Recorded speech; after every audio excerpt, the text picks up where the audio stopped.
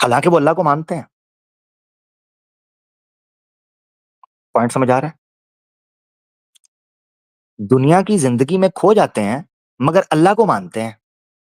यही वजह है कि जब कभी उनको ठोकर लगती है तो पलट के तौबा करते हैं, अल्लाह की तरफ आ जाते हैं। फंसते हैं दुनिया में, क्योंकि दुनिया ये एक बड़ी अ, यूं समझे मुज़य्यन की हुई है उन तमाम चीज़ों से जो इंसान को अट्रैक्ट करती हैं, अपील करती हैं।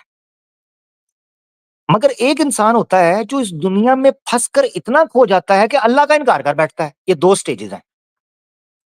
अल्लाह ने कुरान की इस आयत में दोनों स्टेजेज़ को एड्रेस किया है। अल्लाह ने कहा, "ए इंसान, याद रख अल्लाह का वादा सच है।" कोई कह सकता है अल्लाह का वादा क्या यहाँ ज़िक्र हो रहा है? पता है क्या? मौत। हयातुद दुनिया के कॉन्टेक्स्ट में जब भी वादुल्लाह आएगा ना, उसका मतलब होता है मौत, और अगर थोड़ा डिटेल के अंदर आ जाए तो फिर जन्नत और जहन्नम का किस्सा, कि उसके बाद जन्नत और जहन्नम कैसे होगी। याद रखना है, दुनिया की ज़िंदगी के मुकाबले में वादुल्लाह का मतलब है मौत। इसीलिए अल्लाह ने डंके की चोट दलील की बुनियाद पर उसूल पर कहा, इन्ना वादल्लाहि हक। बताओ, मौत से कोई इनकार कर सकता है? कोई भाग सकता है? ऐ इंसान, मौत से भाग सकता है? अल्लाह का वादा है, मौत तुझे आनी है, आगे रहेगी, सच है। तो याद रख, दुनिया में जाने का मैंने कहा था, जिंदगी जीने का मैंने कहा था, मगर ये नहीं कहा था कि उसमें गर्क हो जाओ, डूब जाओ। चलो ठीक है, इंसान हो। इंसान ने कहा होगा ना, मौला इंसान हूं, गुनाह का पुतला हूं, दुनिया की रंगीनियों में महफिलों में खो जाता हूं। जैसे अकबर अलबादी का मैंने पढ़ा, दुनिया में हूं, दुनिया का तलबगार नहीं हूं, बाजार से गुजरा हूं, खरीदार नहीं हूं। दुनिया में हूं, दुनिया का तलबगार नहीं हूं, बाजार से गुजरा हूं, खरीदार नहीं हूं। जिंदा हूं मगर जीस्त की लज्जत नहीं बाकी, हर चंद के हूं होश में होशियार नहीं हूं। उसने दर्द दिल रखा होगा अल्लाह के सामने कि या अल्लाह, तू मेरा मालिक है, तू मेरा खालिक है। मौला, तू तो मेरे सीनों के हाल को जानता है, मेरे हाल, मुस्तकबिल और मेरे मादी को जानता है। मौला, दुनिया की रंगीनियों में फंस गया, मुझे माफ कर। तो अल्लाह ने आगे कहा, वला यगुर्रन्नकुम बिल्लाहिल गरूर। तो फिर देखो, इस रंगीनियों के अंदर खोकर अल्लाह को ना भूल जाना। ये उज़र नहीं है कि अल्लाह के वजूद का इनकार कर दो। ये वो 2 स्टेट्स थी जो कुरान ने यहां पर बयान की हैं। अब मुझे बताओ, क्या वाकई कुरान आपको बताता नहीं है कि असल जिंदगी की तरफ पलटना है, लिहाजा अपनी दुनिया की जिंदगी को रिस्पॉन्सिबिलिटी के साथ गुजारो ना। दूसरी आयत जो आगे है बहुत ही शानदार है। इसमें 30वें पारे के अंदर बड़ी खूबसूरती के साथ अल्लाह ताला ने नक्शा खींचा है। चैप्टर 79 वर्स 37 में। मैं समझता हूँ बड़ा क्रक्स निकाल कर नतीजा निकाला अल्लाह ताला ने कि क्यों और कौन-सी हयातुद दुनिया को अल्लाह ताला कहते हैं कि वो ठीक नहीं है कि उसके ऊपर फोकस किया जाए। तो या लिहाजा वो हयातुद दुनिया नहीं है, बल्कि नज़रिया है, दृष्टिकोण है दुनिया की ज़िंदगी को देखने का। फ़र्क समझ आया? जीता इंसान भी है, जीता जानवर भी है, मगर क्या जानवर की ज़िंदगी और मेरी ज़िंदगी एक है? नहीं। क्यों? क्योंकि हमारे जीने का ढंग और है। लिहाजा इसी तरीके से एक मुसलमान भी दुनिया जीता है, ज़िंदगी जीता है। एक हिंदू भी दुनिया जीता है, ज़िंदगी जीता है। एक ईसाई भी दुनिया जीता है, ज़िंदगी जीता है। मगर दृष्टिकोण और अपने-अपने विचार और अपना-अपना जीवन काल जिस तरीके से गुज़ारते हैं, उसमें फ़र्क है, अंतर है। तो चैप्टर 79 वर्स 37 में अल्लाह ताला फरमाते हैं, कौन-सी ज़िंदगी दुनिया की तुम्हें खराब करती है, आखिरत की ज़िंदगी से दूर हटाती है, वो क्या मसला है, वो समझाते हैं। फ़अम्मा मन तग़ा, तो रहा वो जिसने सरकशी की, व आसरल हयातद दुनिया, ये है वो मसला। व आसरल हयातद दुनिया, आखिरत की ज़िंदगी को छोड़ के दुनिया की ज़िंदगी को ही सब कुछ समझ लिया। अल्लाह, फिर क्या मामला है? फ़इन्नल जहीम हियल मअवा, तो फिर ठिकाना उसका जहीम है, जहन्नम है। व अम्मा मन खाफ़ मक़ाम रब्बिही, अब बैलेंस होने लगा है। बैलेंस, दोनों पिक्चर सामने आने लगी हैं। एक वो जिसने दुनिया की ज़िंदगी को तरजीह दी, उसका क्या हाल है? और एक वो जिसने बैलेंस किया। फ़अम्मा मन खाफ़ मक़ाम रब्बिही, तो वो शख्स जिसने दुनिया की ज़िंदगी तो गुज़ारी मगर उसको याद रहा कि अपने रब के सामने पेश होना है। अब पेश होना था तो वनहन नफ्स अनिल हवा और उसने अपने नफ्स को फिर कंट्रोल में रखा क्योंकि जवाब देना है। फ़इन्नल जन्नत हियल मअवा उसका ठिकाना जन्नत होगा। यहाँ एक नुक्ता जो मैं रखना चाह रहा था वो था व आसरल हयात दुनिया। इसका मतलब ये है कि इस्लाम, कुरान इस ज़िंदगी को तब हेज करता है जब वो ज़िंदगी किसी दिमाग पर सवार हो जाए कि यही सब कुछ है और कुछ भी नहीं है। जो बंदा इस दुनिया के अंदर आया है, क्या उसको शक हो सकता है ये दुनिया टेम्परेरी है, उसको मर के जाना है? कोई बचा है यहाँ पर? कोई बका है किसी को?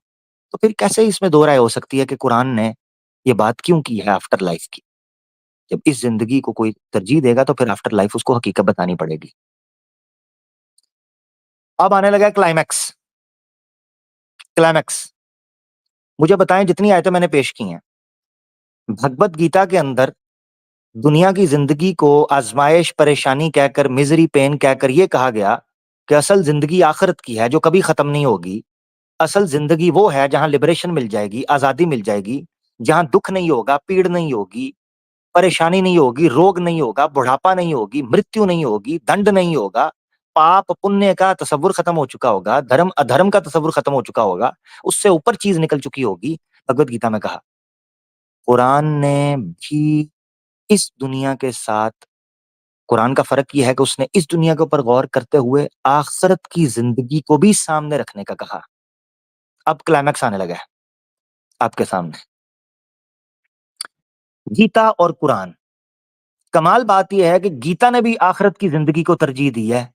कुरान ने भी आखिरत की ज़िंदगी को तरजीह देने के साथ-साथ इस दुनिया को भी इम्पोर्टेंट समझा है।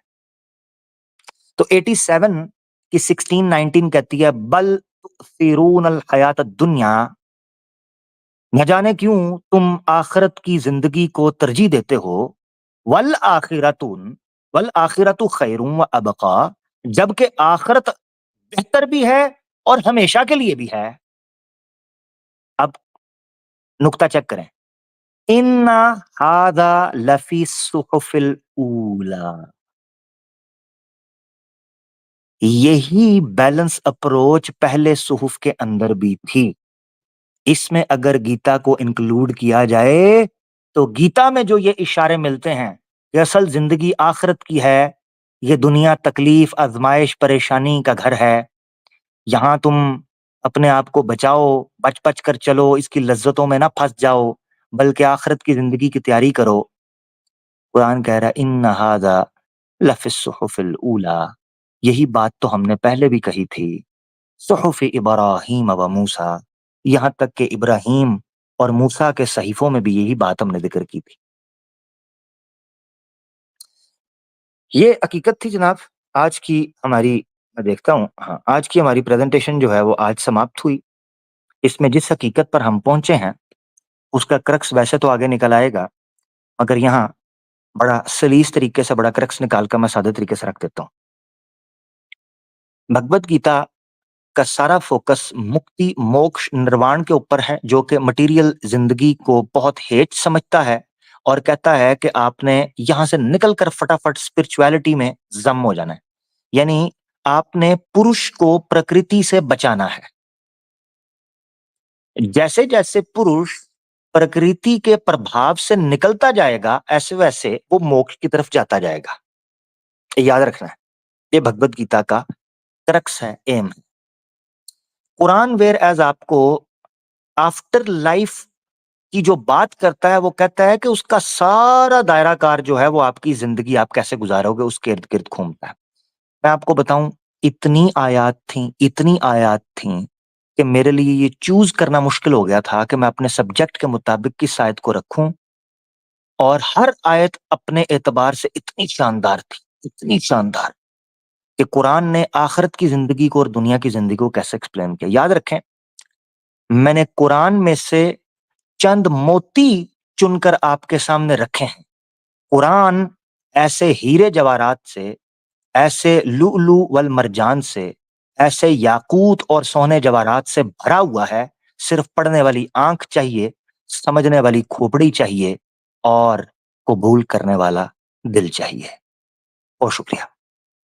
लिंक देते हैं जी, पब्लिक करते हैं। आई होप आप लोगों को कुछ ना कुछ तो ज़रूर इस खाकसार से सीखने को मिला होगा। जो गलती कोताही मैंने की है कुरान में या भगवद गीता में, उसके लिए जनाब मैं क्षमा चाहता हूँ और कोशिश करता हूँ कि इसको बेहतर से बेहतर बनाएँ। और जैसा कि मैंने आपको बताया, मैं तो स्कॉलर नहीं हूँ ऑब्वियसली, तो मैं जो बात कर रहा होता हूँ उसको आप एक स्टूडेंट की सर्च समझ के लिया करें। उसकी रिसर्च है, वो कर रहा है बात। तो इसीलिए वो गलती कोताही कुरान के हवाले से हो जाए, कुरान के हवाले से कोई गलती कोताही हो जाए तो उस पर मुझे माफ़ करते रहिएगा। इसी तरीके से गीता के हवाले से भी किसी भाई को बुरा लगे, उस पर भी माज़रत कर लेंगे।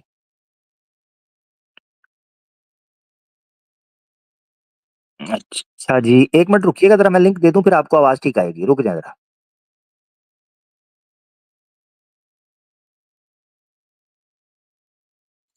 स्पैमिंग कौन कर रहा है? ए सानू ही पै गए हो? इन्हू चुक के बाहर मारो। भज जा इत्थों ए, चल नज़र ना आई।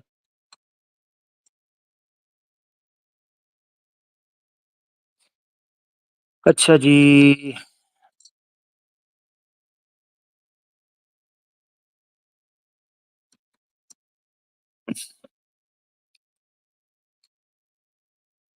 लिंक जी मैंने दे दिया जी। ये आपको यूट्यूब, फेसबुक के ऊपर आपको नज़र आ रहा होगा जी, लिंक आ गया। आ जाएँ सनातनी दोस्त, आ जाएँ मेरा भाई, जल्दी, शाबाश। जल्दी आ जाएँ यार, किसी किनारे लगाएँ बात को, ताकि कोई चीज़ आपने डिस्कस करनी है, आपका भी राइट है। ये ना कहें जी बंदा अपनी बात करके निकल गया, हमें इसने कुछ एक्सप्लेन नहीं करने दिया। ठीक है? आ जाएँ, आ जाएँ, आ जाएँ, आ जाएँ। जल्दी, जल्दी आ जाएँ। जल्दी, जल्दी, जल्दी, जल्दी, जल्दी। ओ चल लग जा। 1 मिनट रुकें ज़रा।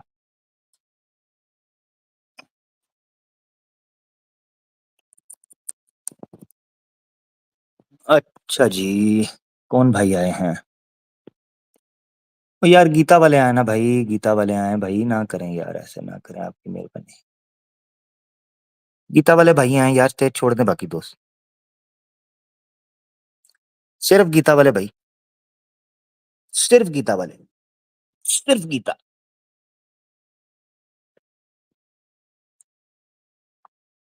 यार देखें, गीता तो बहुत ज़्यादा पढ़ी जाने वाली किताब है और बहुत बड़ी तादाद में लोग समझते हैं और मैंने तो कई दफ़ा सनातनी दोस्तों को ये कहते सुना था कि गीता जो है is kind of perfect book है।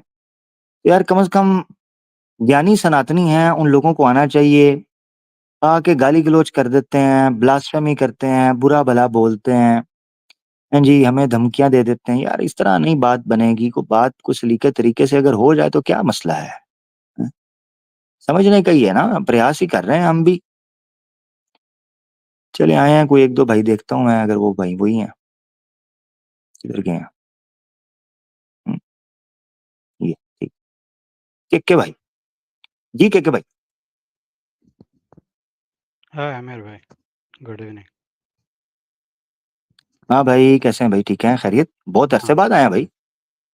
हाँ यार, तुम बहुत लेट नाइट तक करते हो। बाय द टाइम सो जाता हूँ हाँ, मैं। हाँ। रियली सॉरी, कोशिश तो यही होती है कि यार थोड़ा जल्दी करें, तो खैर बहरहाल आपका स्वागत है, बड़े अरसे बाद आप आए। कैसे आना हुआ? सुना आपने आज का प्रोग्राम अपना केके भाई? मैं बीच में ज्वाइन किया तो थोड़ा फास्ट फॉरवर्ड में देखा। अच्छा, क्या देखा? अभी लास्ट में कुछ कुरान के बारे में बोल रहे थे ना, वो देखा था। असल में मसला ये है केके भाई कि कुरान के बारे में तो हमने बात की है, इसमें कोई शक नहीं है। मगर कमाल बात ये है कि आपने सिर्फ़ कुरान वाला हिस्सा देखा, भगवद गीता वाला देखा ही नहीं, हैं? नहीं नहीं देखा। अच्छा, भगवद गीता देखा ही नहीं। अच्छा, मैं आपसे एक देखा। सवाल पूछना चाह रहा था। नहीं, let me tell you. When I join तब तक करीब करीब 50 मिनट कुछ हो गया था स्ट्रीमिंग। तो मैं फास्ट ओह! फॉरवर्ड देख रहा था, कहीं पे कुछ स्लाइड दिखाई देगा बोल के। सो मैं जब फास्ट फॉरवर्ड में देखा तो you have already started Quran Quran के बारे में बोल रहे थे, तो मैं थोड़ा ओके ओके, ठीक। बैग गया, 1 और 2 भगवत गीता स्लाइड है, वो मुझे भी समझ में नहीं आया। Then I completely saw your Quran के बारे में जो बोल रहे थे वो देख रहा था। अच्छा, ठीक हो गया। वो भी मैं थोड़ा फास्ट फॉरवर्ड में था। बोलिए बोलिए। हाँ। मैं कुछ समझना चाह रहा था, ये आपके सामने भगवत गीता के कुछ श्लोक हैं, ठीक है। मैं आपसे चले रैंडमली एक सवाल पूछ लेता हूँ। ये जो भगवत गीता के बारे में कहा गया कि भगवत गीता इस जीवन की बात करती है, अगले जीवन पर लोक की या मोक्ष की बात ही नहीं करती, आफ्टर लाइफ की बात ही नहीं करती,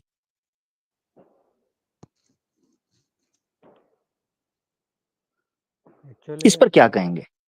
ये एक एक्स मुस्लिम कह रहा था। नहीं, मुझे मैं वो तो नहीं देखा, वो क्या एक्स मुस्लिम ने क्या बोला था, मैंने तो नहीं सुना था। मैंने भगवत गीता और कुरान दोनों को पढ़ा हूँ, एक एक बार पढ़ा हूँ, लेकिन मुझे उतना जस्ट दोनों में से कुछ पॉइंट्स मुझे याद हैं, बस उतना ही है। तो भगवत अच्छा। गीता हम्म। मेरे ख्याल से भगवत गीता क्या बोल रहा है कि ये दोनों के बारे में बोल रहा है, about this life as well as the next life, how to balance this. But life purpose of present life is to attain transcend ourselves to next level, better than this level. That's what it is hmm. saying. ठीक। ठीक है भाई, थोड़ा सा ऊंची बोलिए, आपकी आवाज बहुत कम है, लोग कह रहे हैं। घर में सब सोए हैं, ये इसलिए मैं थोड़ा ओहो। अभी चलें बड़ा। अभी अभी इनको पता चलेगा कि मैं ऐसे डिबेट में हूँ तो मेरा हो जाएगा। मैं यहाँ पे लोग मेरा एनकरेज नहीं करते इस सब चीज़ों के लिए। ओ ओ चलें, बड़ा धन्यवाद आपका, आप फिर भी रिस्क लेके आ रहे हैं, Yeah. बड़ा बड़ा धन्यवाद। क्योंकि भाई सवाल तो बहुत ज्यादा हैं, मगर चूंकि अब आप ज्यादा ऊंची बोल नहीं पाएंगे, आप अपना पॉइंट रख दें। आपके नजदीक यह है कि भगवत गीता दोनों की बात कर रही है, ठीक है ना? हाँ ठीक है। मैं एक बताता हूँ। मैं अभी कुछ ठीक। स्लाइड्स देख रहा था, आप जो कुरान हम्म। के बारे में देख रहे थे, जी जी। तो जी जी। आपको दिखा रहे हैं वो, और कुरान.com में कुछ भी तालमेल नहीं है। वहाँ पे कुछ और लिखा होता है, आप कुछ एडिशनल वर्ड्स ऐड करके बोलते हो। जब भगवत गीता का आता है, इस बार तो नहीं, last last time I guess, उसमें हम्म। भगवत गीता में जो है उसको तुम एग्जैक्टली नहीं बोल रहे थे, उसका जो भी वर्ड्स है उसको भी। For example I will tell you, the hmm. Person with divine knowledge will see learn man, यानी Brahmin, someone who eats dog and an animal, all these hmm. people in similar view। हम्म। आपने क्या बोला उसको? According to this verse, ब्राह्मण कुत्ता और कुत्ता मांस खाने वाला और सम अदर एनिमल और something, I don't recollect exactly, hmm. all these people are same. Actually that is, it is not saying that, it is saying one who hmm. has that divine knowledge, because when you have some knowledge your perception will change. Once you hmm. have divine knowledge, you will understand that all these things have common, uh, जो इनहेरिएंट thing जो है, that is common in everything. सबके अंदर एक ही ईश्वर है, that is what it is meant. But you didn't, जब तुमको knowledge नहीं आएगा, तुमको एक नहीं लगेगा ब्राह्मण कुत्ता और दूसरे एनिमल सब एक नहीं लगेगा, because you don't have that knowledge. For example, अभी एक कलर ब्लाइंड पर्सन है, उसको कलर सब कुछ ब्लैक एंड व्हाइट दिखाई देगा, कलर के बारे में उसको नहीं मालूम होगा। So once he hmm. gets the correct vision, then he can recognize the color. That is one thing. उसी स्ट्रीम में आपने क्या बोला था? अल्लाह ने तुमको पैदा किया और बोल रहा है कि सीखो, सीखने से तुम अल्लाह को थैंक्स करोगे बोले। वो वर्स मैंने सेम टाइम में जाके कुरान.com में देखा, वहाँ पे सीखने की बात ही नहीं है। वहाँ पे क्या बोल रहा है? सिंपली, मैंने तुमको हार्ट दिया इसलिए कि you can thank me, but you didn't say, you say that learn what is nowhere there. Allah is saying I gave you heart, that means he already given you that knowledge. So that's how okay. you are twisting the meanings. Now also, in the end, you showed one verse 79:37 or something. In Quran.com, there are hardly 4 or 5 words, but you have shown big sentence, and you are giving some other interpretation. And in सही। another verse okay. also, in another हाँ। verse also, after namaz, it is asking people to go, but you said what? Explore the world. But in that verse, it is not true. It is saying after verse you go and grab the it is something looting the caravans. If you read the next verse, immediately it is saying looting the caravans. So that's a, no. Okay, okay, okay, As you ठीक are है। अब मैंने interpreting Quran, हाँ, Quran, ठीक है, if मैंने you आपको सुना है। how you are interpreting Quran, if you interpret other scriptures also, you will have clear idea. It is very hmm, biased opinion you are putting. Don't you think you are committing a sin? हुँ। अच्छा, यार आप तो एक तो बड़े cute हैं, आपने बड़े प्यार से बात रखी, मैंने आपको सुना। सबसे पहले भगवद गीता से शुरू करते हैं, फिर कुरान के ऊपर आएँगे, जो आपने रखा। ये शूणी जो होता है, शूणी, इसका अर्थ क्या होता है? नहीं मुझे नहीं मालूम बता दीजिए. इसका अर्थ होता Frankly है telling, you इसका know जी, about इसका Bhagavad अर्थ होता Gita, है you know more than me. भाई ठीक है, थैंक यू भाई। Thank you for appreciating and accepting the fact. Thank you so much. Yeah. शूनी कुत्ते को बोलते हैं। ठीक है, आप जो बात कर रहे हैं कि जो विद्वान हो जाते हैं या जो विद्या में ध्यान करते हैं, पढ़े लिखे लोग होते हैं, जब वो डिवाइन नॉलेज प्राप्त कर लेते हैं तो वो ब्राह्मण को, गाय को, हाथी को और एक कुत्ते को, यहाँ तक के श्वापा के कुत्ता खाने वाला, जो कुत्ता खाता है, उसको, पंडित को एक समान समझ, समदर्शिना। समदर्शिनः का मतलब है एक निगाह से देखते हैं। मैं बात आपकी समझ गया। उसका मतलब ये है कि वो इस सब भेदभाव से ऊपर निकल जाते हैं। ये बेसिकली बताया जा रहा है, ठीक है ना? Yeah. When they हाँ, have that अच्छा, knowledge, otherwise they that are. Knowledge. Hmm. जी, ठीक है। ये कोई ऐसा एक बंदा है जिसके पास कोई आप एक नाम लें जिसके पास ये नॉलेज हो?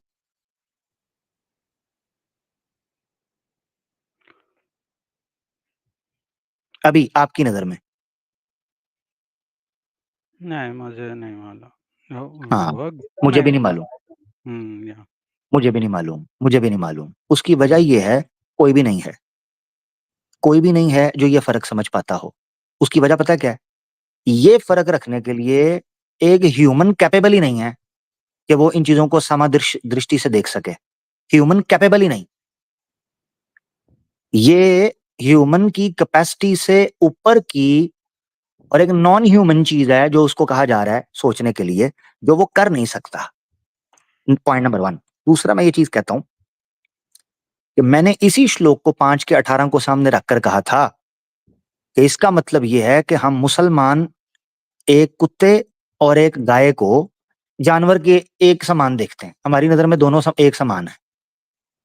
मगर जानवर हैं, दोनों जानवर हैं। मगर गाय के फ़ायदे हैं, कुत्ते के और फ़ायदे हैं। कुत्ता और रोल प्ले करता है समाज के अंदर, गाय और रोल प्ले करती है। दोनों जानवर हैं।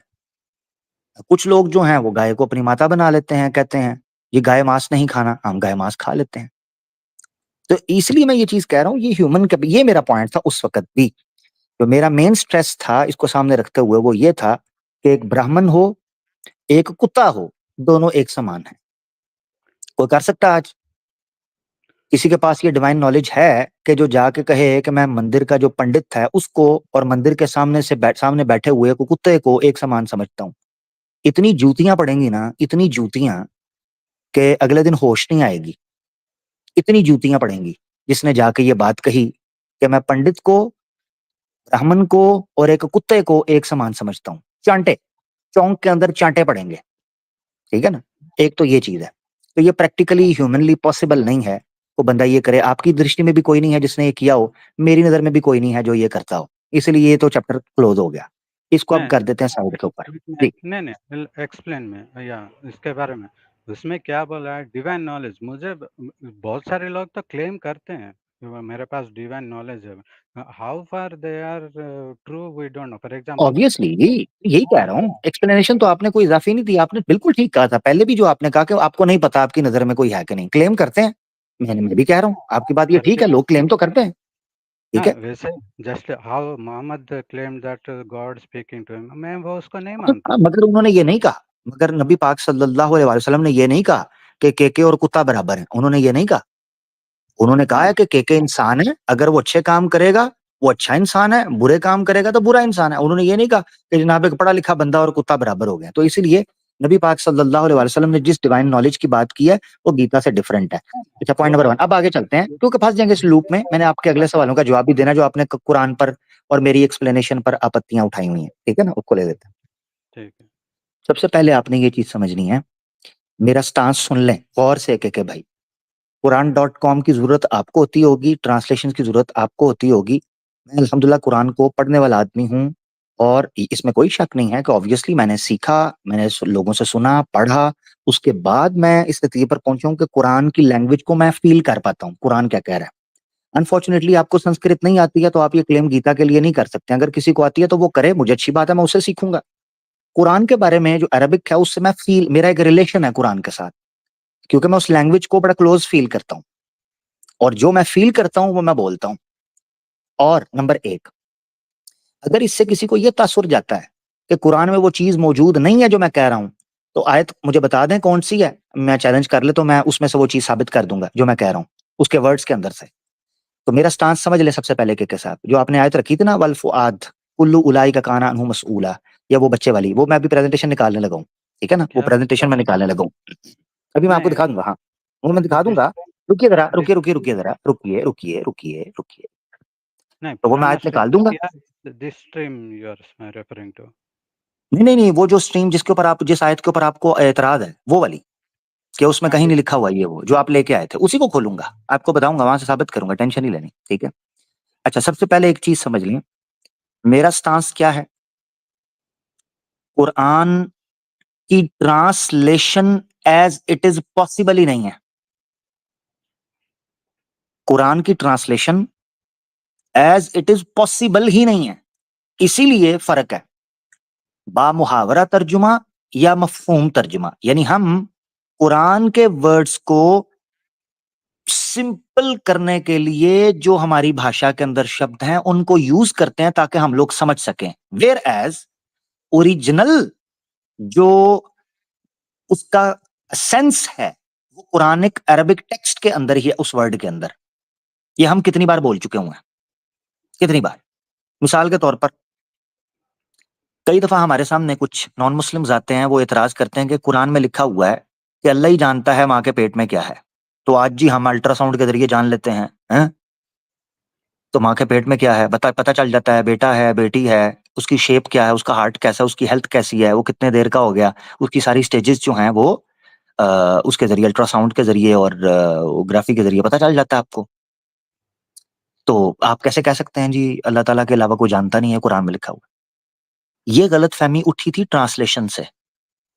जो वर्ड कुरान में अरबिक में यूज हुआ है वो जेनरिक टर्म यूज हुई है, माँ, माँ फिल अरहाम, मन फिल अरहाम नहीं है, माँ फिल अरहाम। माँ फिल अरहाम का मतलब इतना ब्रॉड है कि उसका मतलब सिर्फ यहां पर खत्म नहीं होता। यही वजह है कि कुरान हमेशा अप टू डेट है। हमारा मानना यह है कि कुरान में जो वर्ड्स यूज किए गए हैं वो इतने सिक्योर हैं, यानी इटरनल हैं अपने टाइम के एतबार से, कि वो पास्ट के अंदर भी उतने ही भी फिटिंग थे, फ्यूचर के अंदर भी उतने भी फिटिंग थे। और मैं मजे की बात के साहब आपको बताऊं, अरेबिक ग्रामर के रूल्स के मुताबिक वो फिट बैठ, यानी अरेबिक टेक्स्ट के मुताबिक कह रहा हूं, उसमें मुझे कोई ज्यादा शोर शराबा नहीं करने की जरूरत पड़ेगी, यानी मुझे अपनी तरफ से दौड़ने की नहीं, उसके टेक्स्ट के अंदर वो चीज मौजूद है। अब मेरे ख्याल से जो आयत आप कह रहे हैं उसको मैं ले आता हूं, ये आयत है जिसके ऊपर आपको था कि आप शुक्र अदा करो। ये आयत है जिसके ऊपर मेरे भाई को इतराज था कि आपने अपनी तरफ से वर्ड्स ऐड किए। अगर मैंने उन वर्ड्स को चेंज करना होता ना, और मेरे दिल के अंदर कोई ऐसी चीज होती के साहब, मैं इंग्लिश की ट्रांसलेशन नीचे ऐड ना करता हाईलाइट करके, that you may give thanks. मैंने खुद ऐड किया हुआ है। ये सबसे बड़ी दलील है इस चीज की कि मैंने खुद ट्रांसलेशन इंग्लिश के अंदर इसीलिए ऐड की है इस वर्स की, ताकि लोग समझ सकें कि इसका लिटरल मीनिंग उन्होंने क्या किया हुआ है, मगर इसका ओरिजिनल मीनिंग क्या है जो इसके वर्ड के अंदर से निकलता है। अब आपने समझना। औज़ बिल्लाहि मिनश शैतानिर रजीम, चैप्टर 16 वर्स 78। अल्लाह ताला फरमाते हैं, वल्लाहु अखरजकुम मिन बुतूनि उम्माहा